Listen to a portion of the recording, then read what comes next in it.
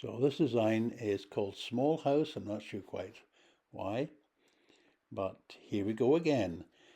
Begin with opening A, but this time have a flat surface or lay this design on your knee. You turn your hands so that the strings now lie down, your fingers pointing down, and you lay the opening A out like so.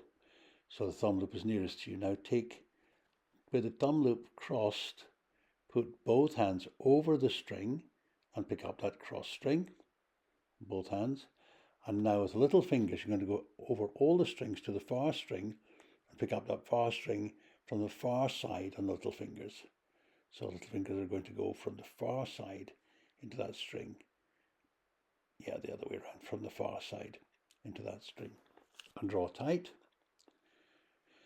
And then lift the wrist string, the double one, off the wrist and put it onto the thumb, respective thumb, over all the fingers and onto the thumb like so. Now the thumbs are going to go away from you into little finger lips. Bring the near little finger string towards you and pull tight. Now you've got a far thumb string there.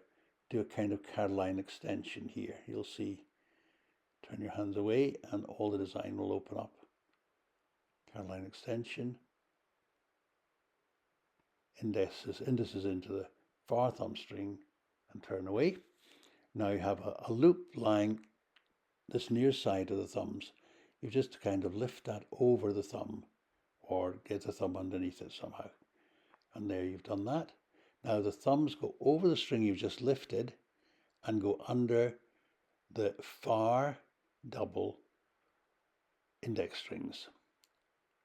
Okay. So they go into the far double index strings and the string comes off the index fingers. Now they're just going to do a Caroline extension again. Indices from below into the thumb loops and take the far thumb loop and do a Caroline extension, stretch it out.